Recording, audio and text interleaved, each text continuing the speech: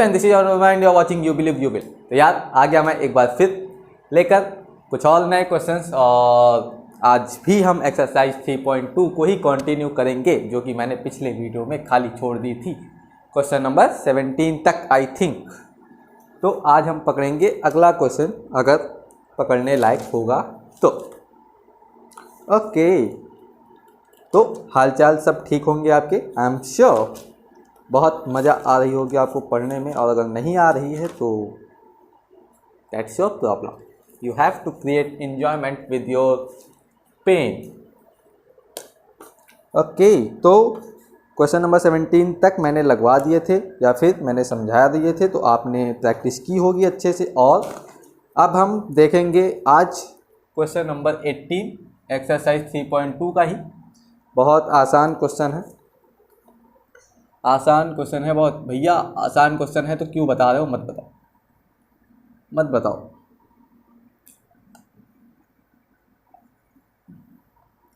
तो 0 minus tan alpha by 2, tan alpha by 2 and 0 ये दिया हुआ है। And I is the identity matrix of order 2, आई भी दिए हुए हैं इसके साथ। दैट्स इट, G1 0 0 1, 2 क्रॉस 2 की ही लेंगे क्योंकि ये मैट्रिक्स भी 2 क्रॉस 2 की ही है, that's why. Okay, now the question is show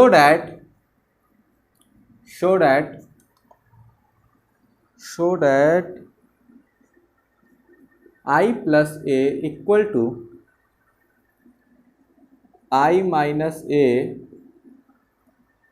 cos alpha sine alpha minus sine alpha cos alpha sine alpha minus sine alpha and cos alpha. That is the question. Okay, तो लग जाएगा? हाँ भैया लग जाएगा, लग जाएगा। चलो देख लेते हैं लगता है कि नहीं लगता है। हाँ, तो पहले लेफ्ट हैंड साइड सॉल्व कर लेते हैं। नहीं भैया, हम तो पहले राइट हैंड साइड सॉल्व करेंगे। कर लो, कोई प्रॉब्लम नहीं है, कर लो। आई प्लस ए निकालना है, आई प्लस ए। आई क्या है हमारा? Det 1 0 0 1 plus, I am sure यहाँ पे क्लियर हो गया होगा कि हमने मैट्रिक्स 2 क्रॉस 2 की क्यों ली। हालांकि क्वेश्चन में दिया गया था कि मैट्रिक्स 2 क्रॉस 2 की ही लेनी है, आइडेंटिटी मैट्रिक्स जो हमको लेनी है 2 क्रॉस 2 की। लेकिन अगर ना भी दिया गया होता तो आपको 2 की ही लेनी पड़ती, क्योंकि यहाँ पे दो चीज़ें ऐड हो रही हैं। और आप जानते हैं कि जब दो मैट्रिक्स आपस में ऐड होती हैं तो उनका ऑर्डर सेम होना चाहिए, ऑर्डर सेम होगा तभी वो। तो ऐड कर लो, ये इनसे ऐड हुए 1 आ गया, ये इनसे ऐड हुए माइनस tan अल्फ़ा बाई 2 आ गया, ये जनाब इनसे ऐड हुए tan अल्फ़ा बाई 2 आ गया, और ये जनाब इनसे ऐड हुए 1 आ गया। तो ये आ गया हमारा आई प्लस ए, डेट्स इट। अब देखो, तो ये आ गया हमारा। अब इसको मैं एक तरफ लिख लेता हूँ उसके बाद, क्योंकि वो सॉल्व करने में थोड़ी जगह चाहिए होगी। तो इसको मैं लिख लेता हूँ इधर,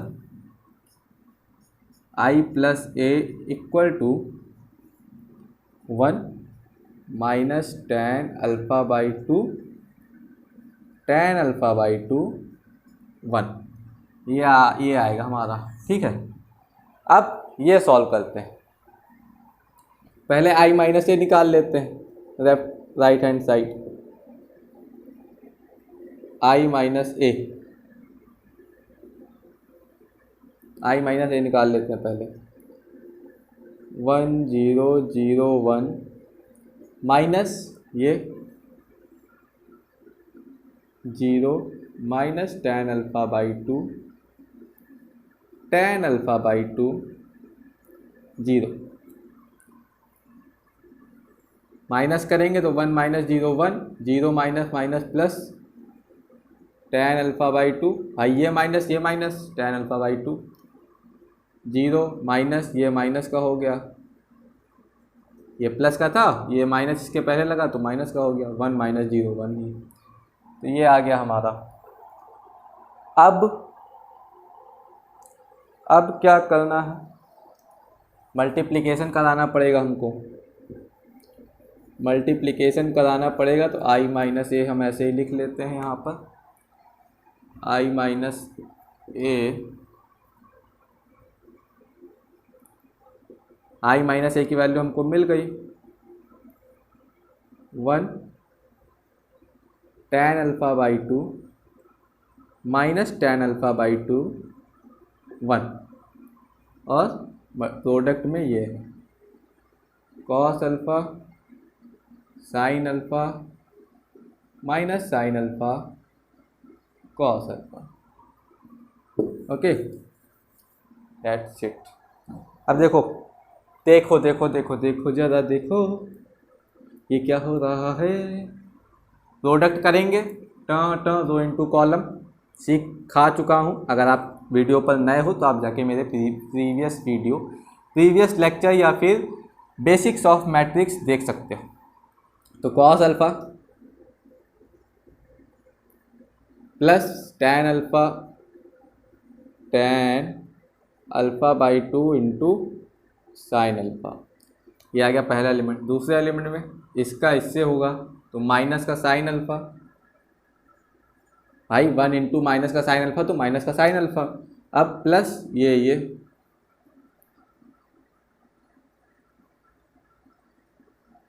देखो मैं क्वेश्चन लगवा रहा हूँ, मैं ज़्यादा ध्यान नहीं दे रहा क्योंकि प्रोडक्ट आप कर लोगे अपने आप। अब ये वाला एलिमेंट निकालना तो ये क्रॉस ये हो जाएगा, तो माइनस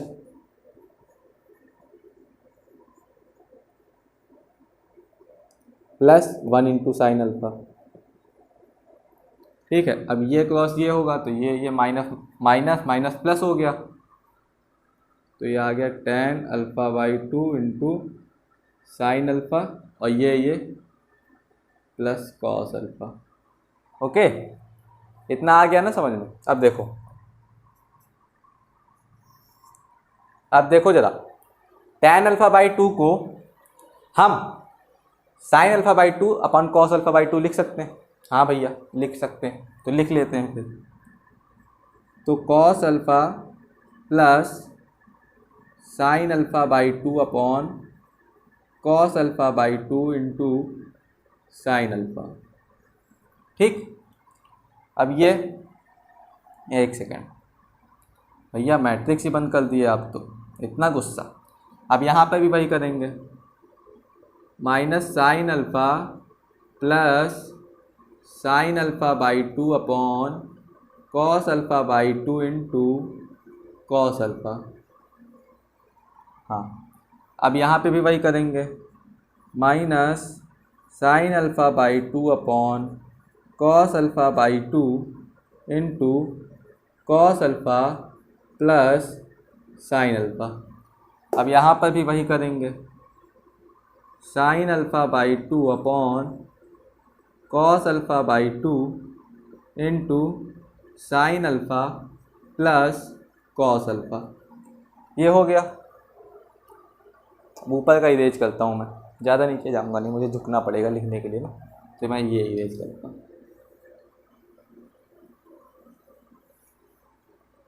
हासिल कर ऐसा सीखा पर्वत की भी नजरें झुके उठे उठे। तो अब देखो यहाँ पे क्या करना है हमको, कॉस अल्फ़ा बाई 2 का एलसीएम ले लेंगे चारों में, ठीक है। कॉस अल्फ़ा बाई 2 का एलसीएम ले लेंगे हर जगह। यहाँ कॉस अल्फ़ा बाई 2 का एलसीएम लेंगे तो कॉस अल्फ़ा बाई 2 इधर आके मल्टीप्लाई हो जाएगा। अरे मेरे भाई देखो 5 प्लस 6 बाई 5 है, 5 का एलसीएम लेंगे तो 5 ये से और ये 5 इधर मल्टीप्लाई, यानी 25 प्लस 6 ऐसे होता था ना, वैसे ही वही करना है। सेम चीज़ we are doing. Cos alpha by 2 है इधर अपॉन पूरे में, क्योंकि मल्टीप्लिकेशन में तो पूरे में अपॉन में, आगे कोई प्लस का साइन तो है नहीं, बीच में प्लस का साइन है, तो ये इधर आके मल्टीप्लाई हो जाएगा। तो यहाँ पे आ जाएगा हमारे पास cos alpha by 2 into cos alpha plus sine alpha by 2 into sine alpha upon में काटा नहीं है, देख लेना वो, ठीक है, कॉस अल्फा बाई 2।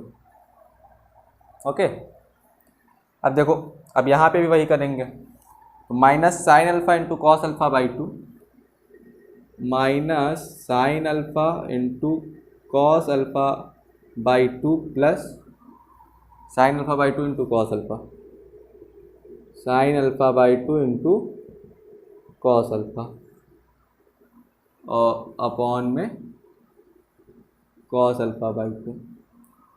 अब इनके साथ भी वही सलूक करेंगे, तो minus sine alpha by 2 into cos alpha plus sine alpha into cos alpha by 2 upon cos alpha by 2। अब यहाँ पर भी वही करेंगे, sine alpha by 2 into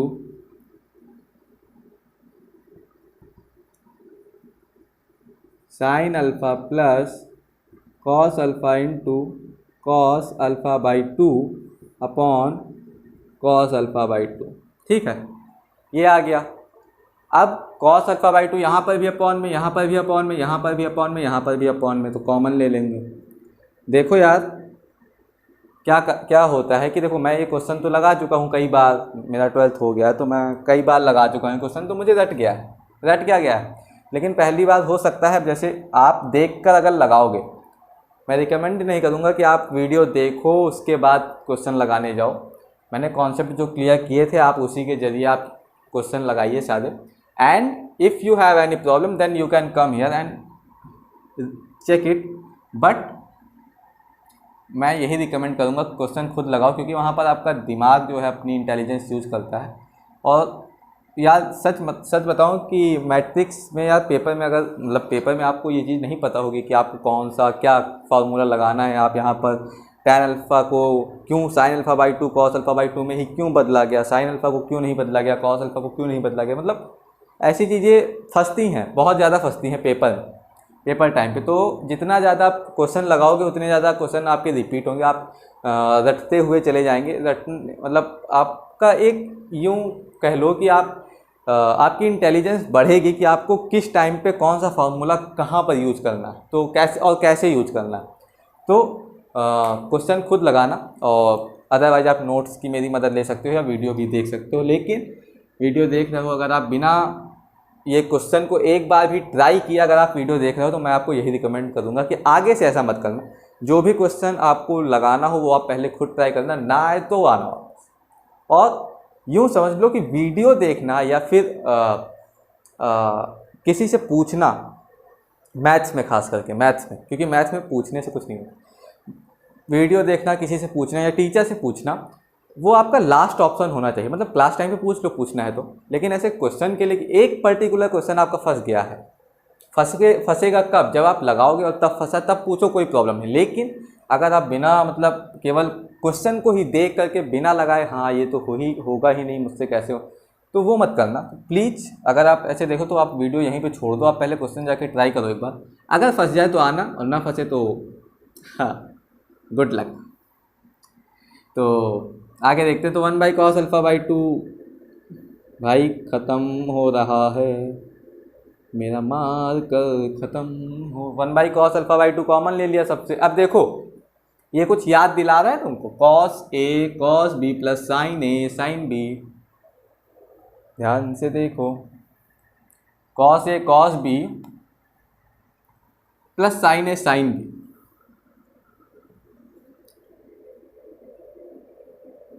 cos A plus cos A minus B, A minus ए क्या है, alpha by 2, alpha by 2 minus alpha, या alpha minus alpha by 2 भी कर सकते हैं, दोनों कर सकते हैं एक्चुअली, है ना, दोनों ही कर सकते हैं, हम दोनों कर सकते हैं। तो अल्फ़ा माइनस अल्फ़ा बाई 2 ही करो फिर, ठीक है। अब इधर देखो, sign A cos B plus cos A sine B, sign A cos B plus नहीं, sign A cos B minus cos A sine B. तो ये साइन ए माइनस बी का फॉर्मूला बन गया, α/2 माइनस अल्फ़ा। यार यहाँ पे α/2 में ज़्यादा, तो यहाँ पर भी α/2 में ही ले जाओ, फालतू में देख लेंगे बाद में। देख लो, मैं भी भूल गया, भूल नहीं गया मतलब देख लो, मैं भी फंस रहा हूँ अभी। तो देख लो अब यहाँ पे क्या, sign A cos B minus cos A sign, तो यहाँ पर भी सेम चीज़ ले चलेंगे, साइन ए माइनस बी ही लगाएंगे, sign A cos B minus cos A sine B. α/2 भी ले सकते हैं, देख लेते हैं, दोनों ट्राई करके देखते हैं ना हो क्या रहा है एक्चुअली। ये हो गया। अब इसमें देखते हैं, इसमें क्या याद दिला रहा है, sign A sign plus cos A cos, वही कॉस α/2 माइनस अल्फ़ा, ये आ गया हमारा। ठीक है, कोई भी ले सकते हो, कोई प्रॉब्लम नहीं, अल्फ़ा माइनस भी रख सकते हो, α/2 दोनों पलट के देख सकते हो, कोई प्रॉब्लम नहीं। अब क्या करना है, अब क्या करना है, तो अब हमारे पास क्या बचा, 1/cos α/2 बचा। अब यहाँ पे देखो, इसको अगर हम माइनस करो तो क्या आएगा, ये माइनस कॉस अल्फ़ा आ जाएगा, माइनस कॉस α/2 है ना। देखो ध्यान से, α/2 माइनस अल्फ़ा माइनस 2α/2, अरे भाई मेरे देखो α/2 माइनस अल्फ़ा है, तो ये उधर से गया अल्फ़ा माइनस 2α/2, तो माइनस एक अल्फ़ा से 2 अल्फ़ा गए, तो कितना बचा माइनस α/2। बता चुका हूँ, प्लस माइनस का सारा कॉन्सेप्ट तो मैंने क्लियर कर दिया था, समझ गए होगे, समझदार हो आप। ओके, तो माइनस कॉस α/2। अब इधर कितना बचा, साइन क्या बचा, माइनस साइन α/2। अब इधर क्या बचा, साइन α/2।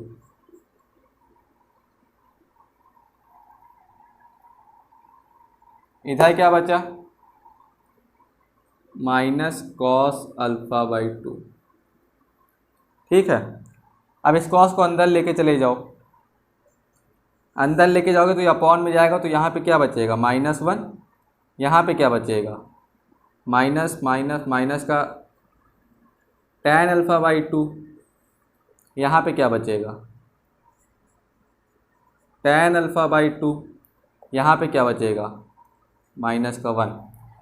क्या ये आ रहा है आंसर हमारा, माइनस माइनस, ये दोनों तो सेम है, ये दोनों अलग अलग आ रहे हैं, तो वही चीज़ करनी है हमको। एक सेकेंड यार, मुझे लगता है फॉर्मूला कुछ गलत हुआ है यहाँ पर। Cos A cos B plus sign A sine B cos A minus B, cos A minus B, ये यहाँ पर हम इसको माने कि इसको माने,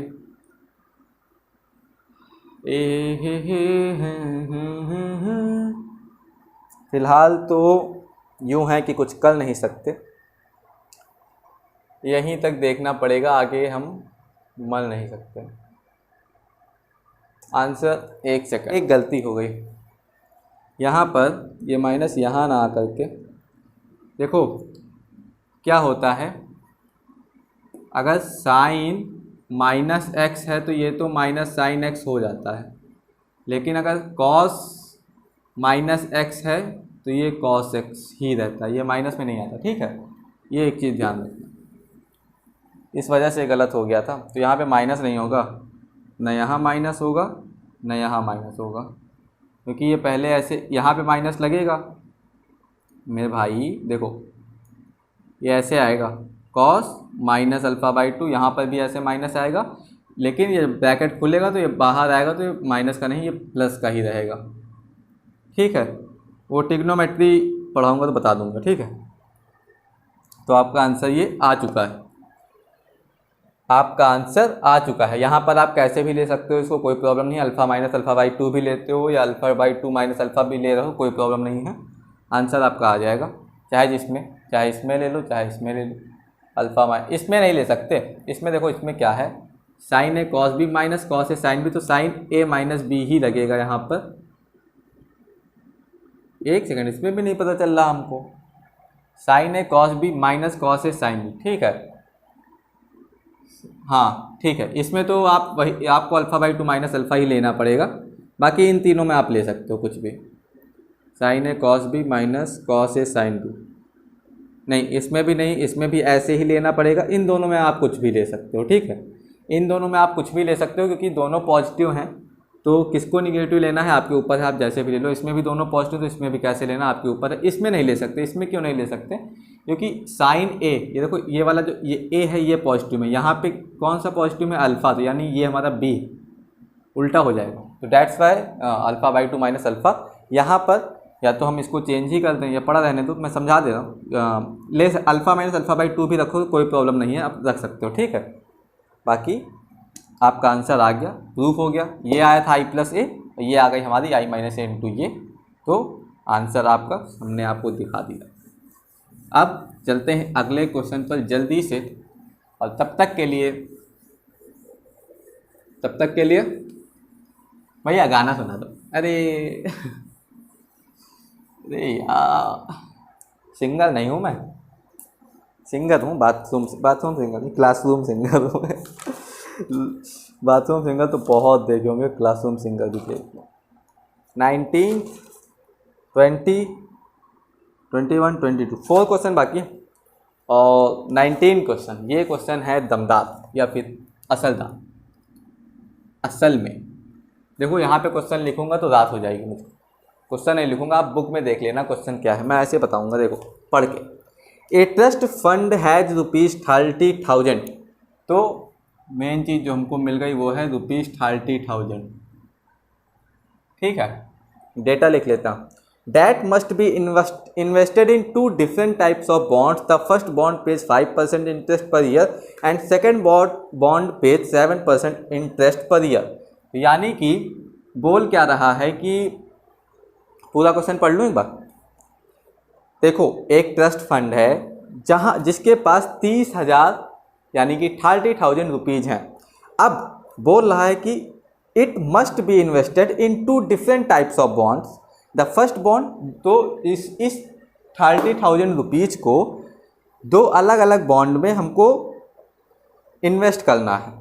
तो 2 अलग अलग बॉन्ड जो हैं हमारे, कुछ भी कोई भी बॉन्ड हो सकते हैं, तो उनमें से एक बॉन्ड हमको 5% इंटरेस्ट पर ईयर देगा और दूसरा बॉन्ड हमको 7% इंटरेस्ट पर ईयर देगा। अगर आप इंटरेस्ट और ये अमाउंट कंपाउंड इंटरेस्ट ये आप नहीं जानते हैं तो इसके पहले मैंने एक वीडियो डाल रखी है, तो वो आप जा कर के देख सकते हैं, आपको सब समझ में आ जाएगा।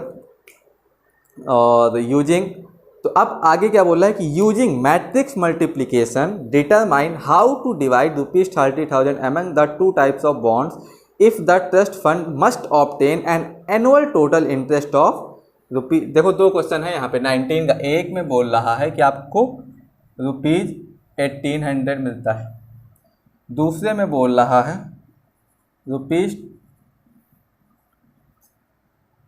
₹22,000 मिलता है एनुअल टोटल इंटरेस्ट। समझ में आया? नहीं आया भैया, नहीं आया, क्या करें।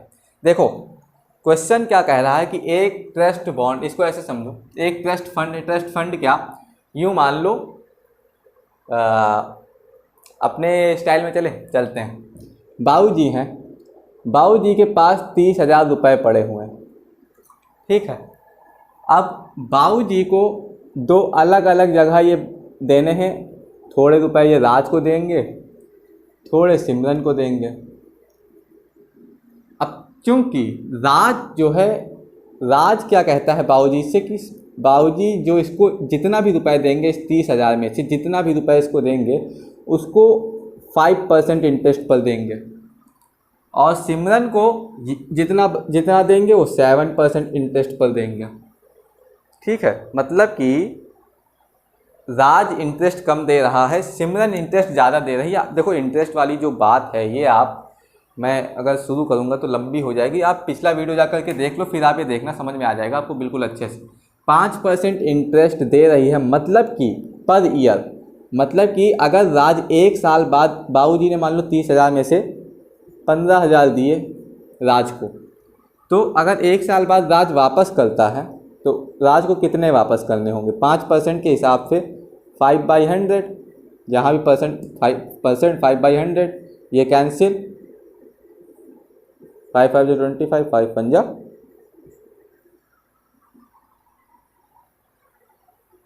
750 रुपीज़ एक्स्ट्रा देने होंगे। यानी कि 15,000 मिले थे, 15,000 मिले थे इसको, एक साल बाद अगर राज बाबूजी पैसे इससे वापस मांगे होंगे तो ये 15,000 ना दे करके इसको प्लस ये जो इंटरेस्ट आया है इसका ये जोड़ करके 15,750 रुपये देने होंगे। ओके, तो ये बात समझ लो थोड़ा सा, ऐसे है ये।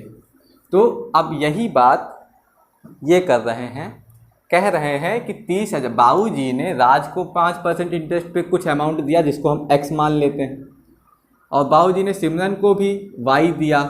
अब देखो यहाँ पे y की वैल्यू निकाल सकते हो, x + y = 30,000 है, तो y इक्वल टू यहाँ से क्या आएगा?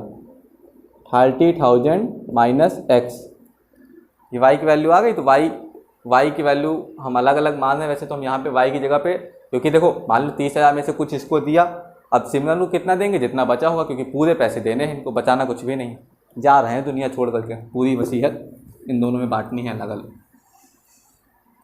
तो ये बात हो गई। अब बोल रहे हैं, क्वेश्चन में बोल रहे हैं कि हमको ये बताना है कि टोटल इंटरेस्ट जो कि हमारा आए टाइम, एक सेकेंड,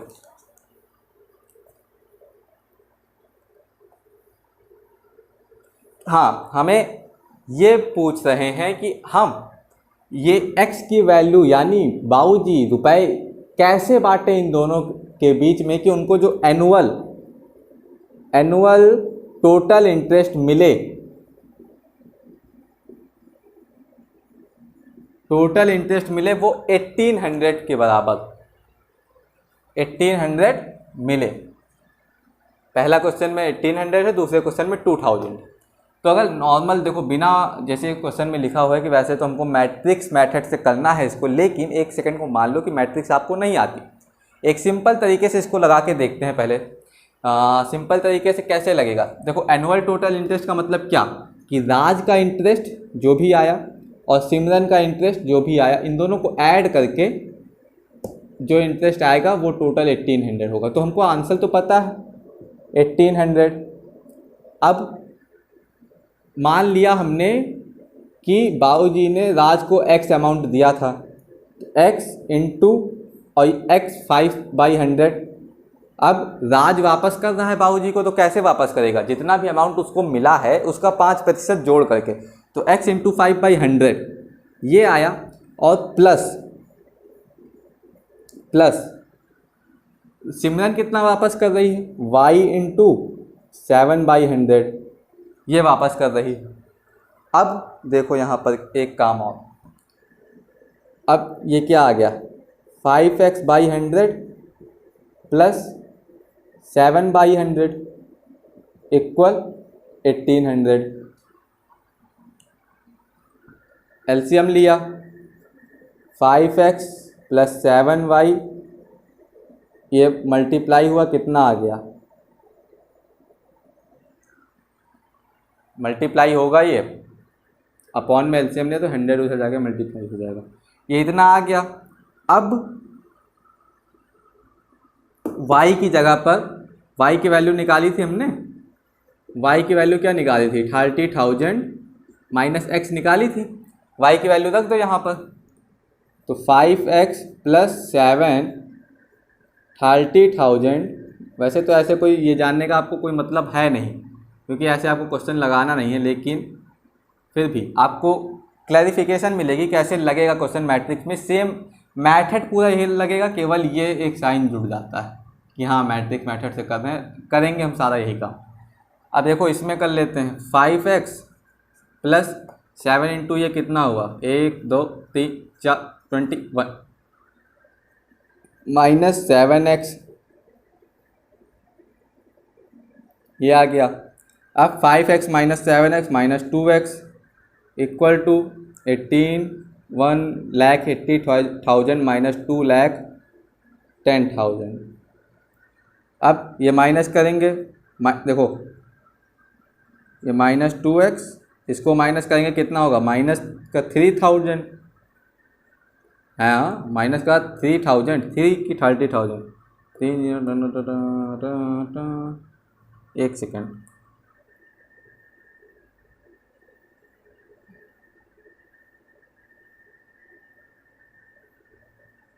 1 2 3 4 21, हाँ माइनस के 30,000, माइनस से माइनस कैंसिल, x इक्वल क्या आ गया हमारा,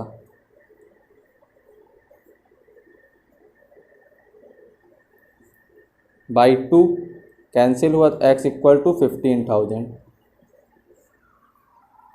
x इक्वल हमारा क्या आ गया 15,000, एक सेकेंड, x इक्वल आ गया हमारा 15,000, यानी कि राज को मिला 15,000 और सिमरन को भी मिला 15,000।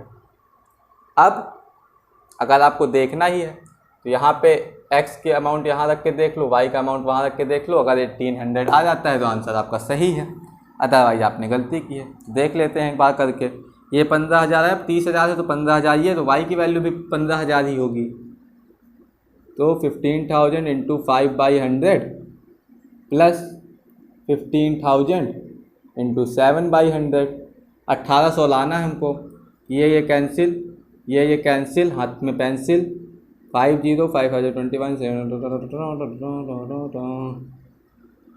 सही जा रहा हूँ ना मैं, हाँ 70 7 5,035 7 7 0 5 ना 0 5 5 0 8 1 आ गया, आंसर आपका सही है, आंसर आपका सही है। तो ये तो आपने एक जनरल मेथड से क्वेश्चन लगाना सीख लिया। सेम चीज़ हम करेंगे अभी, सेम चीज़ मैट्रिक्स के थ्रू भी करेंगे, हालांकि ये बाबूजी के स्टाइल में नहीं, इसको थोड़ा सा क्वेश्चन के स्टाइल में भी समझा दूं। तो क्वेश्चन क्या कह रहा था कि बाबूजी की जगह पे यहाँ पे एक फ़ंड है जिसके पास 30,000 रुपये हैं।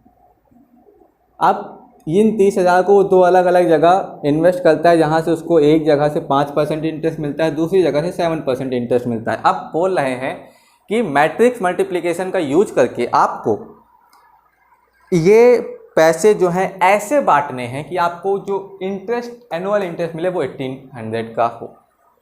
दैट्स इज द प्रॉब्लम, मतलब आंसर आपको दे रखा है, आपसे सॉल्यूशन नहीं, आपसे प्रॉब्लम पूछ रहे थे आप, मतलब यूँ समझ लो आपको आंसर दे रखा है, आपसे क्वेश्चन पूछना। तो देखो देखो देखो देखो देखो जरा देखो, मैट्रिक्स में हम कैसे यूज करेंगे, सेम लेट जो फर्स्ट अमाउंट हमारा इधर आ रहा है उसको हमने x मान लिया, जो सेकंड अमाउंट होगा हमारा उसको y मान लेंगे। देखो मैं लिख नहीं रहा हूँ, आप नोट्स देख लेना, कैसे आपको पेपर में कैसे लिख के आना है उसके लिए आप नोट्स देख सकते हो, बहुत अच्छे नोट्स हैं, आप एकदम मतलब खुश हो जाओगे।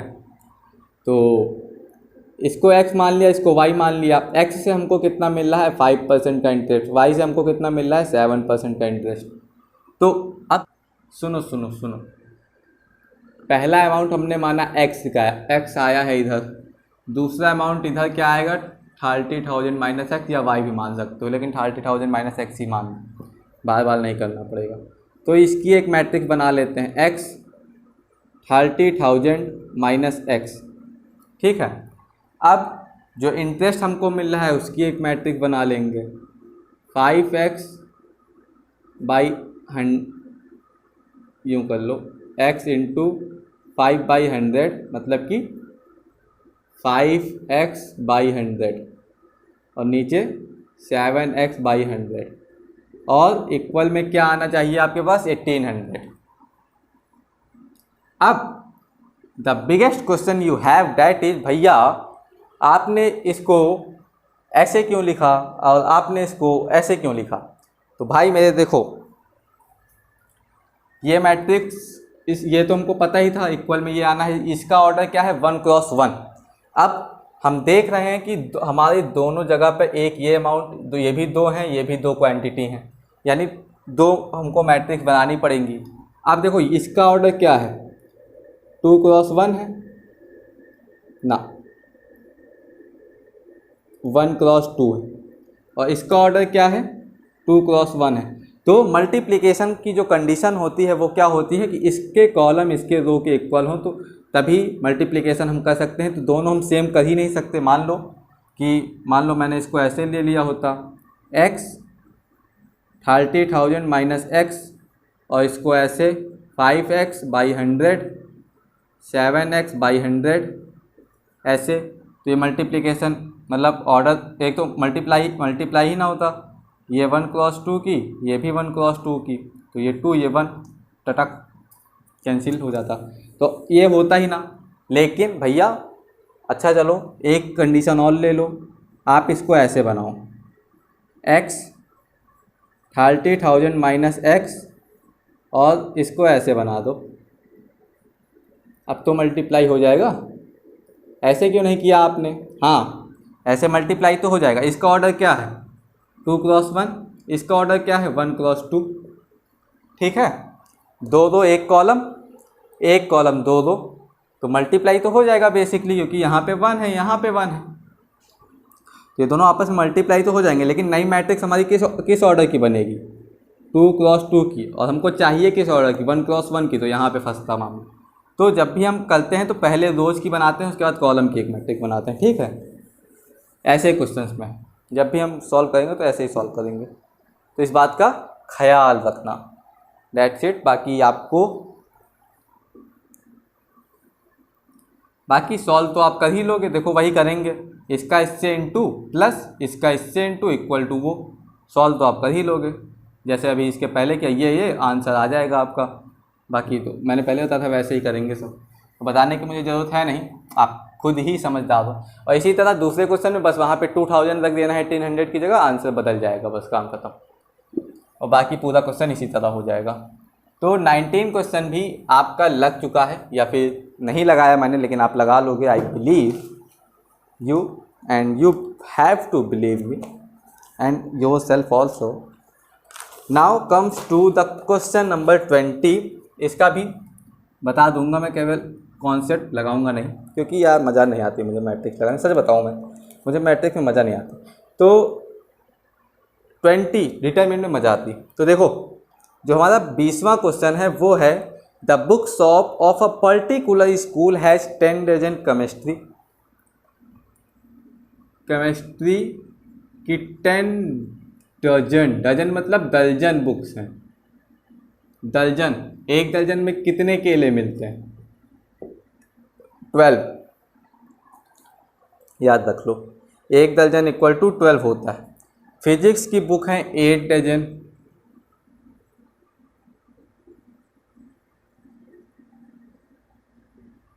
ठीक है, और इकोनॉमिक्स की बुक है 10 डजन।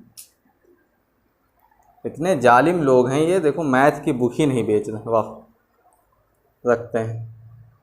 अब बोल रहा है कि their selling price are 80, 60 and 40 each respectively. तो इसका जो प्राइस है वो 80 है, ईच 40 है, इसका है 60। मतलब एक बुक का प्राइस, इसकी एक बुक का प्राइस 80 रुपीज़ है, इसकी एक बुक का प्राइस 40 रुपीज़ है, इसकी एक बुक का प्राइस 60 रुपीज़।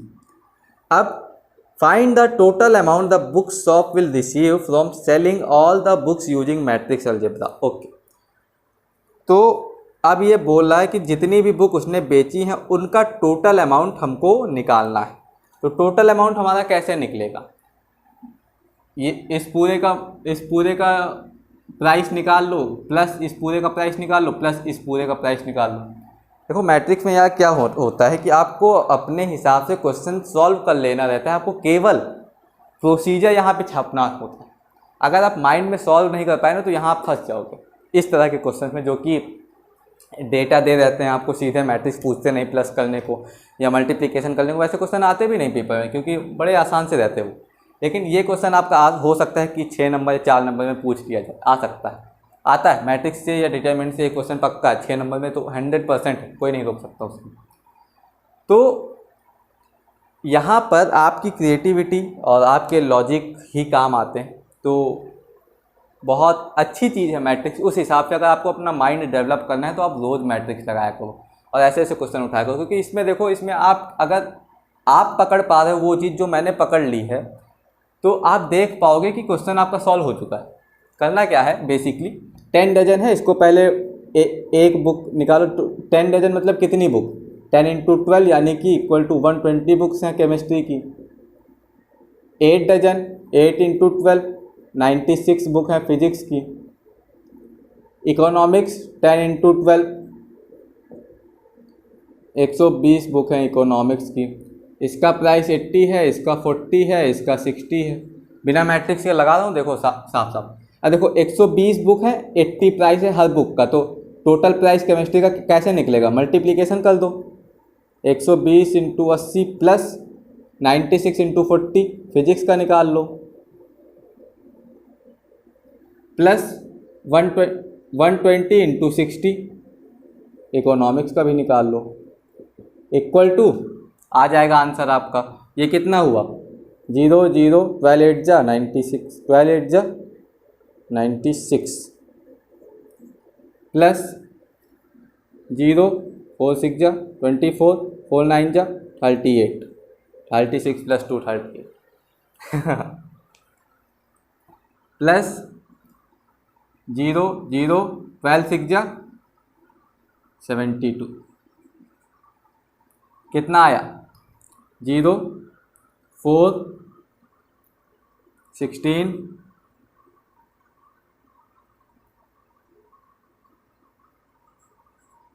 सही है, 20,640। 0 0 0 4 6 8 8 2, हाँ 20,640 ये आ गया टोटल अमाउंट। अब इसको मैट्रिक्स में कैसे निकालना है, सेम यही काम करना है, बस जैसे बताया था पिछली बार। बुक्स को रोज में लिख लो, प्राइस को कॉलम में लिख लो। ये कैसे हो जाएगा, 120 96 120 120 96 120, और इसको ऐसे लिख लो 80 40 60। बेसिकली देखो होगा क्या, यही होगा, ये तो क्या होगा यहाँ पे, इसका इससे इंटू होगा प्लस इसका इससे इंटू होगा प्लस इसका इससे इंटू होगा, सेम है। और ये मैंने यूज में बता दिया था कि ऐसे क्वेश्चन सॉल्व करने के लिए ही मैट्रिक्स देखो इतने कितनी इजी तरीके से भी यूज हो सकती है। आपको सीधे लगा दो आंसर, आपका आ जाएगा 1 × 1 में, है ना। तो आसान है, मुश्किल नहीं, काफ़ी आसान है, तो लगा लोगे आप।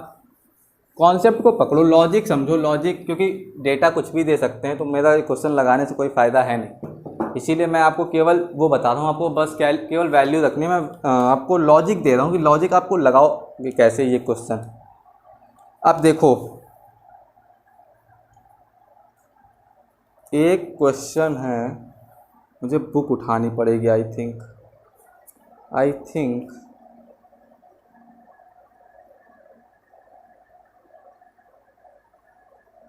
नहीं, ठीक है।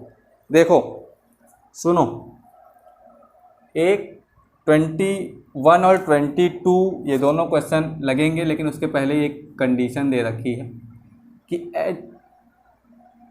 एज्यूम करो x y z और w, रुक जाओ ऐसे नहीं, x है y है z है w है। तो x y z है, w है और p है, ठीक है। अब ये बोल रहे हैं कि x की जो मैट्रिक्स का ऑर्डर है, x की जो मैट्रिक्स का ऑर्डर है वो है 2 × n, y की जो मैट्रिक्स का ऑर्डर है वो है 3 × k, जेड की जो मैट्रिक्स का ऑर्डर है वो है 2 क्रॉस P, 2 क्रॉस P, और W की जो मैट्रिक्स का ऑर्डर है वो है n क्रॉस 3, और P की जो मैट्रिक्स का ऑर्डर है वो है P क्रॉस K। समझ पा रहे हो, इंटेंसिटी पकड़ पा रहे हो। देखो सुनो, हो क्या रहा है। अब आपको क्वेश्चन नंबर 21 दे रखा, तो यहाँ पे बता क्या रहा है कि x जो है 2 क्रॉस n ऑर्डर का है, n की वैल्यू कुछ भी हो सकती है। y का ऑर्डर क्या है, 3 क्रॉस k है, k की वैल्यू भी कुछ भी हो सकती है। z क्या है, 2 क्रॉस p है, p की वैल्यू भी कुछ भी हो सकती है। w क्या है, n क्रॉस 3 है, n की वैल्यू भी कुछ भी हो सकती है। p क्या है, p क्रॉस k है, इसकी भी वैल्यू कुछ भी हो सकती है। p और k दोनों की वैल्यू कुछ भी हो सकती है। अब 21 जो क्वेश्चन है वो कह रहा है कि the restrictions on n k p so that p y plus डब्ल्यू वाई विल बी डिफाइंड। तो यानी कि हमें एन के पी की रिस्ट्रिक्शंस बतानी है जिसमें पी वाई प्लस डब्ल्यू वाई डिफाइन हो सके। समझो क्वेश्चन को कि पी वाई प्लस डब्ल्यू वाई डिफाइन हो सके, और ऑप्शन दे रखे हैं, उनमें से आपको एक सेलेक्ट करना पड़ेगा। तो ऑप्शन वो आप बुक में देख लेना, या फिर रुको मैं लिख लेता हूँ ऑप्शन क्या क्या है ना। हम हैं राही प्यार के, पहला ऑप्शन है k equal 3 p equal to n। दूसरा ऑप्शन है k is arbitrary, arbitrary, arbitrary, arbitrary. इस वर्ड को गूगल पे सर्च करना, पता चलेगा, कुछ इंटरेस्टिंग से आएगा। मैं बता तो दूँ, लेकिन आप सर्च करना, ढूंढ के लाना, कुछ कमेंट में बताना मुझको कि क्या पता चला, आर्बिट्रेरी का मतलब क्या है। ठीक है, पता करना। देखो ये ऐसे ही सीखते हैं, जो भी वर्ड आपको मिले आप उसके बारे में सर्च कर लिया करो कहीं से भी। ठीक है, तो ये ऑप्शन दे रखे हैं। अब पूछ रहा है कि पी वाई प्लस डब्ल्यू y n k p k किस रिस्ट्रिक्शन में डिफाइन होगा। सिंपल तरीका है, पी कहाँ है, पी ये है, तो इसको लिख लो, जैसे जैसे ये लिखा हुआ है वैसे लिख लो। इसको हमने पी क्रॉस के लिख लिया, पी की वैल्यू। अब ये वाई के साथ मल्टीप्लिकेशन में है, वाई क्या है, 3 क्रॉस के है, प्लस डब्लू क्या है, n क्रॉस 3 है, और फिर से y है 3 क्रॉस k। ठीक है, अब देखो मल्टीप्लिकेशन का जो रूल क्या कहता है कि ये और ये सेम होने चाहिए, तभी प्रोडक्ट निकलेगा, तभी मल्टीप्लिकेशन होगा दो मैट्रिक्स के बीच में। यानी यहाँ 3 है, यहाँ k है, k का मतलब क्या हुआ यहाँ पे कि ये इसके इक्वल होगा तभी, यानी कि पहली कंडीशन हमारी क्या मिल गई, k इक्वल टू 3 मिल गई। यानी k अगर 3 नहीं होगा तो प्रोडक्ट निकलेगा ही, यानी ये डिफाइन नहीं होगा।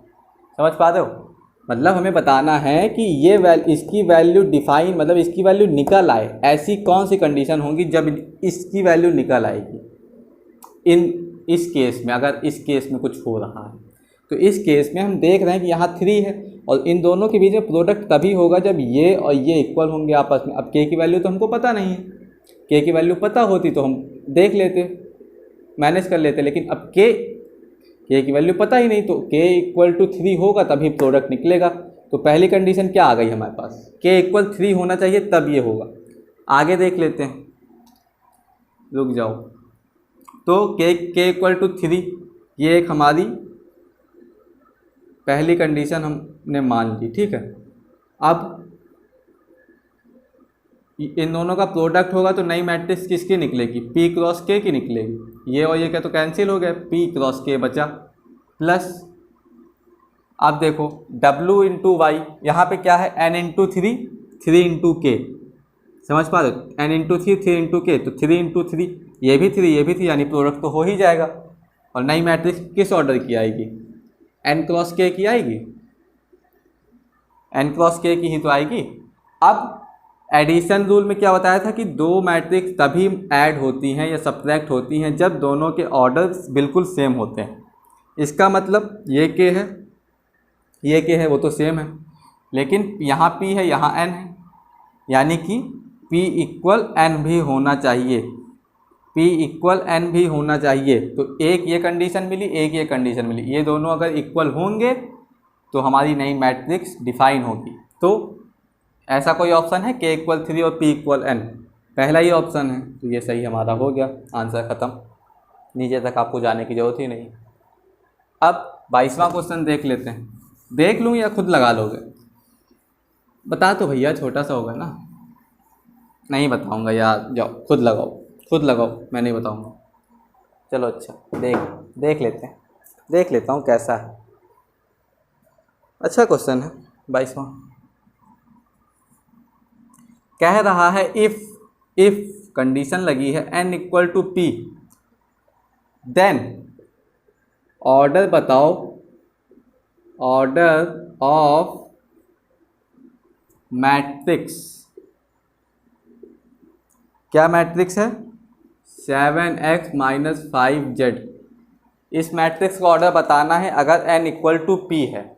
सेम वही काम करेंगे, 7x, x का क्या है 2 क्रॉस n है, माइनस 5z का क्या है 2 क्रॉस p है। ठीक, अब देखो यहाँ पर इसका अंदर मल्टीप्लाई होगा। हम कैसे करते थे, स्केलर प्रोडक्ट में क्या होता था, मान लो 0 1 1 0 है, 2 है यहाँ पे, 2 का अंदर मल्टीप्लाई होगा तो 0 2 2 0 ऐसे आ जाएगा। ऑर्डर तो नहीं बदलता है हमारा, ऑर्डर तो सेम रहता है। अगर हमारा ऑर्डर सेम रहता है तो इसको हम ऐसे लिख सकते हैं, 7 मान लो अंदर मल्टीप्लाई हो गया, एलिमेंट में कोई भी चेंज हुआ फ़र्क नहीं पड़ता हमको, ऑर्डर से मतलब है ऑर्डर यही रहेगा कि सेम चीज़ यहाँ पर भी हुई 2 क्रॉस p। अब दो मैट्रिक्स तभी सब्ट्रैक्ट होंगी जब आप बहुत समझदार हो, ऑर्डर सेम होगा। तो ये 2 है ये 2 है मान लिया, या ये n है ये p है, ये n है ये p है। एक सेकंड, इसके ऑप्शन तो मैंने लिखे ही नहीं, ऑप्शन क्या था, ऑप्शन क्या है, p क्रॉस 2 है, 2 क्रॉस n है, n क्रॉस 3 है, और फोर्थ है p क्रॉस n।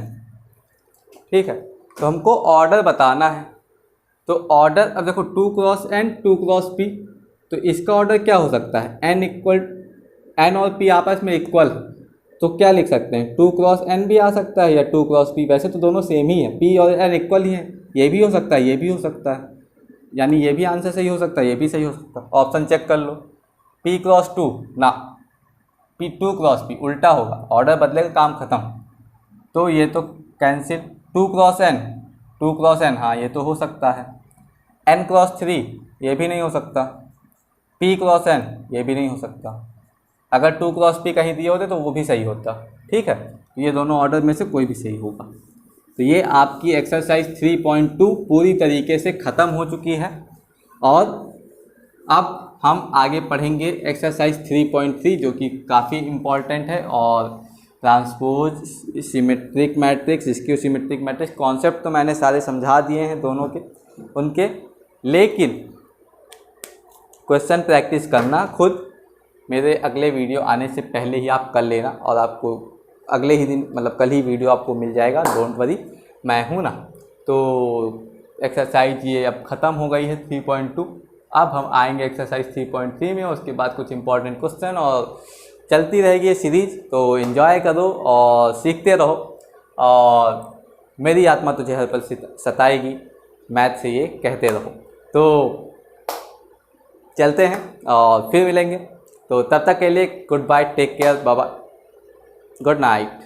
और हमेशा की तरह फिर वही कहूँगा कि believe yourself and do whatever you want, because I believe that if you think you can, but if you believe you will. Bye bye, good night.